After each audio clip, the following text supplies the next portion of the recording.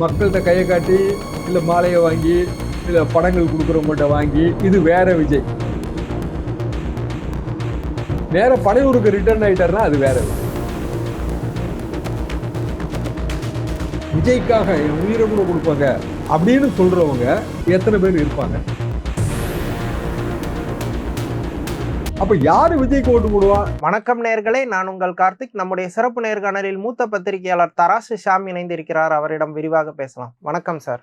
கார்த்திக் வணக்கம் sir. Actually Vijay வந்து ஒரு popular figure, caste neutrality, religious நியூட்ராலிட்டியா தான் அறியப்படுறாரு. ஆனா அவர் கண்டெஸ்ட் பண்ற 2 தொகுதியுமே மைனாரிட்டியை எய்ம் பண்ணி நிக்கிறாரு. அவர் தேவையில்லாம தன்னை ஒரு ரிலிஜியஸ் ட்ராப்ல போய் அவரே சிக்கிக்கிறாரா?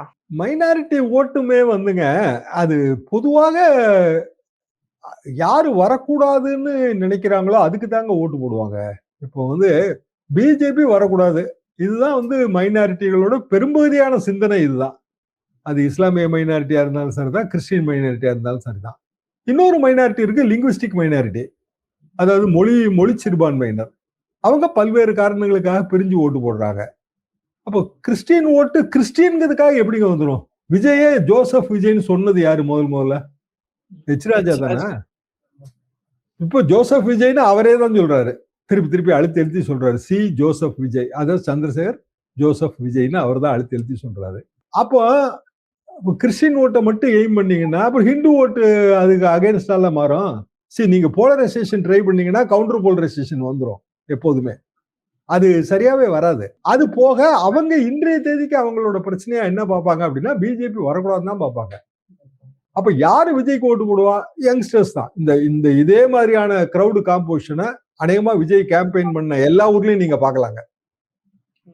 ஒரு விஷுவல்ல ஒரு 10 ஸ்கொயர் இன்ச்சை நீங்க எடுத்து அனலைஸ் பண்ணி பாத்தீங்கன்னா ஆள்கள் தான் மாறுவாங்களே தவிர முக தோற்றங்கள், அவங்களோட வயசு, அப்புறம் வந்து எல்லாம் பிஹேவியர் எல்லாமே வந்து கருப்பு தலையர்களா இருப்பாங்க. அதாவது வயசானவங்க இருக்க மாட்டாங்க, அதுல இருக்க மாட்டாங்க.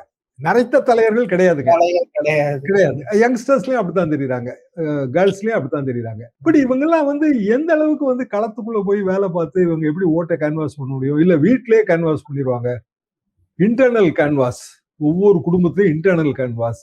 இன்னைக்கு டைம்ஸ் ஆஃப் இந்தியால விஜய் வந்து ரொம்ப கஷ்டப்படுவாரு திருச்சி கிழக்குலன்னு ஒரு பெரிய ஆர்டிகல் போட்டு வச்சிருந்தாங்க. அது படிச்சு பார்த்தா அது சரிதான், அப்படிதான் தோணுது. என்ன காரணம்னா, ஒரு தொகுதியில 1000 ஓட்டு பூத்து அப்படின்னா நீங்க ஜெயிக்கணும்னா ஒரு 350-400 ஓட்டு கையில இருக்கணும். அப்படியான ஓட்டு வங்கி எல்லாம் தாவேகாவுக்கு கிடையாதுங்களே. ஜெனரலி ஸ்பீக்கிங் தாவேகால ஒரு 100 வேட்பாளர்கள் மத்த கட்சியில இருந்து வந்திருக்காங்க இல்லையா? 100 சொச்சம் வருதுங்க, 100ன்னு எடுத்துங்களேன். இந்த 100ல வந்து இப்போ கூப்பகர்ஷன் தொகுதிக்கு விஜய் போறாரு, எங்க லால்குடிக்கு போறாரு. அங்கேயும் கிறிஸ்டின் ஓட்டு கொஞ்சம் இருக்குங்க. எனக்கும் அங்க நிறைய நண்பர்கள் இருக்காங்க. இந்த லால்குடியில கூப்ப கிருஷ்ணனோட ஓட்டு வங்கி கொஞ்சம் இருக்கும், நிச்சயமா இருக்கும். அப்ப எவ்வளவு ஓட்டு வாங்கக்கூடிய கெப்பாசிட்டியில அவர் இருப்பாரு? 30,000 to 40,000 ஓட்டு வாங்கக்கூடிய கெப்பாசிட்டியில கூப்ப கிருஷ்ணன் இருப்பாரு, அங்க கண்டிப்பா இருப்பாரு. அப்போ கூப்ப கிருஷ்ணன் தான் ஒரு விஜய் கட்சியில ஒரு கொஞ்சம் பெரிய அளவுக்கு எய்ம் பண்ணக்கூடிய வேட்பாளரோட ப்ரொஃபைல். கூப்பா கிருஷ்ணன் மாதிரியானவர்கள் அப்படின்னு நீங்க எடுத்துங்க. அப்ப 30,000 to 40,000 ஓட்டு வாங்கக்கூடிய கெப்பாசிட்டியில இந்த 100 பேர், பிற கட்சிகள்ல இருந்து வந்த 100 பேர்ல ஒரு 30ல இருந்து 40 பேர் இருப்பாங்க. ரைட்டுங்களா? அடிப்படை கணக்கு தான் இது. 30ல இருந்து 40 பேர், 40 பேர் எடுத்துங்க. 40 பேரு ஆளுக்கு 40,000 ஓட்டு வாங்கினாங்கன்னா 16 லட்சம் ஓட்டு பிற கட்சிகள்ல இருந்து வந்த கொஞ்சம் கெப்பாசிட்டி உள்ள வேட்பாளர்கள் வாங்குவாங்க. இப்ப செங்கோட்டையன் மாதிரி வெற்றி வாய்ப்புள்ள வேட்பாளர்கள் அவங்க வந்து ரொம்ப கம்மியா தான் இருக்காங்க. அவங்க எல்லாருமா சேர்ந்து இன்னொரு 5 லட்சம் ஓட்டு. ஆக விஜய் கட்சிக்கு ஒரு 20 லட்சம் ஓட்டு பிற கட்சியில இருந்து வந்த அந்த 100 வேட்பாளர்கள், இந்த 100 வேட்பாளர்கள் முக்கிய வேட்பாளர்கள் நான் எடுத்துக்கிறேன், அவங்களால வாங்க முடியுங்க. அதாவது 4.5 கோடி ஓட்டு பதிவானா இது வந்து 5%, 6% தான் வரும். அப்புறம் விஜய், ஆதவ் இவங்கள மாதிரியான இன்னும் டாப் கேண்டிடேட்ஸ் அவங்க என்ன ஒரு 10 பேர் இருப்பாங்க. இந்த 10 பேர் தான் செங்கோட்டையன்னு சேர்த்தா நான் சொல்லணும். அதுல இந்த 10 பேர் தான் வந்துங்க ஒரு 75,000 ஓட்டு வாங்கக்கூடிய கெப்பாசிட்டியில இருக்காங்க. அப்போ ஒரு 7.5 லட்சம் ஓட்டு. மிச்சவங்க எல்லாம் 5,000 ஓட்டு, 6,000 ஓட்டுங்க. எவ்வளவுதான் நீங்க கூட்டி கழிச்சு பார்த்தாலும் 4.25 கோடி ஓட்டு பதிவானா 47 லட்சம் ஓட்டுக்கு மேல வரவே வராது. Or in other words 10%. So ஒரு எரர் மார்ஜின்ல ஒரு 2% அந்த பக்கம் போட்டீங்கன்னா 12% வரலாங்க. அதுக்கு மேல என்ன வாய்ப்பு இருக்கு? 10 to 12 தாண்டதுக்கு வாய்ப்பே இல்ல அப்படிதான் புரிஞ்சுக்கலாம். ஆவரேஜ் பார்த்தா அவ்வளவுதாங்க வருது. அவ்வளவுதான் வருது. 214 தொகுதியிலையும் கேண்டிடேட் போட்டிருக்காருங்க, பாராட்ட வேண்டிய விஷயம். ஆனா அந்த கேண்டிடேட் எங்க இருந்து வந்திருக்காங்க? எல்லாரும் தாவேகாவா? இல்ல 100 பேர். 234 தொகுதியில கிட்டத்தட்ட 40% கேண்டிடேட் வேற கட்சியில சீட்டு கிடைக்காதவன், அதிருப்தியாளர்கள், இன்னொரு கட்சியிலேயே எம்எல்ஏவா இருந்தவங்க, இப்படிதான். அவங்களுக்கு வந்துங்க அவங்க தொகுதியில அவங்க வெற்றி பெறணுங்கிறத நோக்கமாக கொண்டு செயல்படுவாங்க. விஜய்ங்கிற ஒரு ஃபிகரை விட தன்னோட ஃபிகரை வச்சுதான் அவங்க வந்து வெற்றி தோல்வியை கணக்கு போகணும். அப்படிதான் பண்ணி ஆகணுங்க, வேற வழி கிடையாது. அந்த இடத்துல வந்து திமுகவோ அதிமுகவோ எஸ்டாப்ளிஷ்டு பார்ட்டிஸ் அவங்க வந்து அவங்க கேண்டிடேட் போட்டிருப்பாங்க. அந்த கேண்டிடேட் வந்து இவங்களை ஓவர் ஷேடோ பண்ணிடுவாங்க. எப்படி ஓவர் ஷேடோ பண்ணுவாங்க அப்படின்னா, இப்போ ஒரு கான்ட்ராக்டர் அதிருப்தியில நிக்கிறாருங்க, விஜய் அன்னைக்கு போய் நிக்கிறாரு, கவர்மெண்ட் கான்ட்ராக்டர். அவ்வளவுதான், ஒப்பந்தம்லாம் அடுத்த வாட்டி வரணுமாப்பா வேணாமாப்பான்னு கேட்டு அவர் அப்படியே ஆஃப் பண்ணுவாங்க. இதுதான் நடக்கும். வேலை பார்க்கறவனையும் ஆஃப் பண்ணுவாங்க. அதிமுகவும் ஆஃப் பண்ணும், திமுகவும் ஆஃப் பண்ணும். அதிமுக என்ன சொல்லணும்னா, நாங்க தான்ப்பா அடுத்த ஆட்சி, எடப்பாடி தான் முதலமைச்சர், பாத்துக்க அப்படின்னா அவன் அப்படியே அங்க ஆஃப் ஆயிடுவான், பணத்தை செலவு பண்ண மாட்டான். இந்த மாதிரி கேண்டிடேட் நிறைய பேர் ஃபெயிலியர் ஆயிடுவாங்க. அதையும் தாண்டி விஜய்க்காக என் உயிரை கூட கொடுப்பாங்க அப்படின்னு சொல்றவங்க இந்த விஜயோட 234 கேண்டிடேட்ல எத்தனை பேர் இருப்பாங்க? ரொம்ப 10 கூட தேருமான்னு தெரியல. 10 கூட தேருமாங்கிறதுல எனக்கெல்லாம் சந்தேகமா தான் இருக்கு. அப்போ மிக இயல்பாக விஜய் வந்து இந்த மாதிரியான அனாலிசிஸ்குள்ள அவர் போயிருக்கவே மாட்டாரு. என்ன காரணம்னா, அவரை வந்து வெளியாட்களோட இவங்க பேச விடுறதே கிடையாது. இன்டராக்ஷனே கிடையாது. கிடையவே கிடையாதுங்க. இன்டராக்ஷனே கிடையவே கிடையாது. யாராவது ஒருத்தங்க நமக்கு தெரியும், அவருக்கு எந்த சுயநலமும் இருக்காது, அவர்கிட்ட ஒரு போன் அடிச்சு பேசுவோம் அப்படிங்கிற வாய்ப்பே விஜய்க்கு இல்லை. அப்படி கிராஸ் செக்ஷன்ல நீங்க ஒரு 20 பேரு 30 பேரை எக்ஸ்டர்னலா வச்சிருக்கணுங்க எப்போதுமே. எல்லா தலைவர்களும் வச்சிருக்காங்க. ரியல் நிலவரம் என்னன்னு தெரியும். அப்பதான் உண்மையான நிலவரம் உங்களுக்கு என்னன்னு தெரியும். அப்படியான யாருமே விஜய்கிட்ட இருக்க மாதிரி தெரியல. விஜய் சுத்தி இருக்கிறவங்க எல்லாரும் யாரா இருக்காங்க அப்படின்னா, ஒன்னா கன்சல்டன்டா இருக்காங்க. அந்த கன்சல்டன்ட் அவரு கூட வந்து அவருக்கு இது முடிஞ்சு போச்சுங்க, கான்ட்ராக்ட் பீரியட் ஓவர். ஜான ஆரோக்கியசாமிக்கு எக்ஸ்டெண்ட் பண்ணல, இன்னமும் எக்ஸ்டெண்ட் பண்ணல. அவர் இப்போ வந்து இப்ப ஆக்டிவா இல்ல. பிராக்டிகலா அந்த கடந்த சில தினங்களாக அவர் வந்து ஆக்டிவா இல்லை. நீங்க பாத்தீங்கன்னாலே தெரியும், களத்துல பாத்தீங்கன்னாலே தெரியும். எப்போ அது எக்ஸ்டெண்ட் பண்ணணும், ஆனா அது விஜய் பண்ணணும். விஜய் பண்ணணும்னா இவங்க சொல்லணும் அவர்கிட்ட, இவங்க சொல்லல. அவருக்கு அது தெரியவே தெரியாது, கான்ட்ராக்ட் எக்ஸ்பயர் ஆகி கிடக்குன்னே தெரியவே தெரியாது. இதுதான் உண்மையான நிலைமை. அந்த அளவுதான் அட்டென்ஷனா இருக்காரு பார்ட்டி மேல. அப்படிதான் இருக்காருங்க. அவர் வந்து ஏர்போர்ட்ல இருந்து வந்து மக்கள்கிட்ட கையை காட்டி, இல்ல மாலையை வாங்கி, இல்ல படங்கள் கொடுக்குறவங்கள்ட்ட வாங்கி, இது வேற விஜய். நேர பனையூருக்கு ரிட்டர்ன் ஆயிட்டாருன்னா அது வேற விஜய். சார், இப்போ எல்லா கட்சியும் வேட்பாளர்களை அறிவிச்சு ரொம்ப வேகமா போயிட்டாங்க. ஈவன் டிவிக்கே கூட வேட்பாளர்கள்லாம் அறிவிச்சு பிரச்சாரத்தை ஆரம்பிச்சிட்டாங்க. ஆனா பிஜேபி அண்ட் காங்கிரஸ்ல என்னதான் நடக்கு? ஏன் கேண்டிடேட்டை ஃபைனலைஸ் பண்றதுக்கு இவ்வளவு ட்ரபிள் ஆறாங்க, தடுமாறுறாங்க? அது வந்து வேட்புமனு தாக்கல் நிறைவடைறதுக்கு நாள் இருக்குல்லன்னு நினைப்பாங்க. சரி, இது 2 தேசிய கட்சியில் உள்ள பெர்மனன்ட் ப்ராப்ளங்க, எப்பவுமே பார்க்கலாம். என்ன காரணம் அப்படின்னா, இப்ப தமிழ்நாடு தேர்தல், இவங்க 2 பேருக்கும் பெரிய இன்ட்ரெஸ்ட் எல்லாம் கிடையாது. ஜெயிச்சா என்ன, எடப்பாடி முதலமைச்சராக போறாரு இல்ல ஸ்டாலின் ஆக போறாரு, நமக்கு என்ன வந்து கிடக்கு. இப்ப இதே கேரளால பாருங்க, ஏப்ரல் மாசம் 9ஆம் தேதி தேர்தல், 15ஆம் தேதி மார்ச் மாசம் 15ஆம் தேதி சிபிஎம் வந்து 81 தொகுதிக்கும் அட் டைம் போட்டு விட்டாங்க. 17ஆம் தேதி காங்கிரஸ் போட்டுருச்சு. 17, 19 2 நாள் தாங்க போட்டு ஃபுல்லா போட்டு முடிச்சிட்டாங்க. ராகுல் காந்தி எத்தனை வாட்டி வந்துட்டு போயிட்டாரு. அப்ப அங்க கான்சன்ட்ரேட் பண்றதை ஏன் தமிழ்நாட்டுல பண்ண மாட்டேன்றாங்க? அங்க ஆட்சியை பிடிச்சிருவோம்னு நம்பிக்கை இருக்கு. இங்க வந்து யார் ஆட்சிக்கு வந்தா நமக்கு என்ன வந்து எடுக்குங்கிற ஒரு விதர்ப்ப மனப்பான்மை. சரி, டிசம்பர் மாசமே நாங்க குழு போட்டோம், முதலே நீங்க வந்து எங்களுக்கு தொகுதியை சொன்னீங்கன்னா தானே நாங்க வேலையை ஆரம்பிக்க முடியும்னு கிறிஸ்டோடங்கிறது தானே சொன்னாரு. இப்போ முதல்ல 28 தொகுதி வாங்கினது அவங்கதான். வாங்கி எவ்வளவு நாள் ஆச்சு, இன்னைய தேதி வரைக்கும் அவங்க வேட்பாளர் பட்டியல் போடல. அதான் சார் எனக்கும் டவுட். குரங்கு படம்லாம் அடிச்சு எனக்கு சீட்டு அதிகமா வேணும்னு சண்டை போட்டு 28 தொகுதி வாங்கிட்டாங்க. ஆனா இன்னும் வேட்புமனுக்கு ஐ திங்க் இந்த 3 நாள் லீவு, திங்கக்கிழமை மட்டும்தான் இருக்கு. இன்னும் கேண்டிடேட்டை ஃபைனலைஸ் பண்ணாம இருக்காங்க. திங்கக்கிழமை கூடங்க என்ன ஆவாங்கன்னா, பழைய காங்கிரஸ் வரலாற்றுல இப்போ ஒருத்தர் கேட்டிருப்பா, அவனுக்கு காம்படிட்டிவா 2 பேரும் கேட்டிருப்பாங்க. 3 பேரும் வேட்புமனு தாக்கல் பண்ணிருக்கேன்றுவாங்க.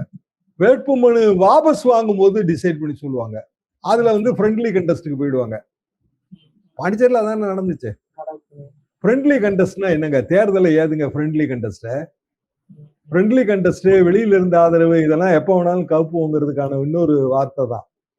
பிஜேபியும் அப்படிதாங்க. இன்னைக்கு எஸ்.ஆர். சேகர் மாநில பொருளாளர் ஒரு மெசேஜ், ஒரு அறிக்கை மாதிரிங்க, அவரோட சமூக சோசியல் மீடியால ஷேர் பண்ணியிருந்தாரு.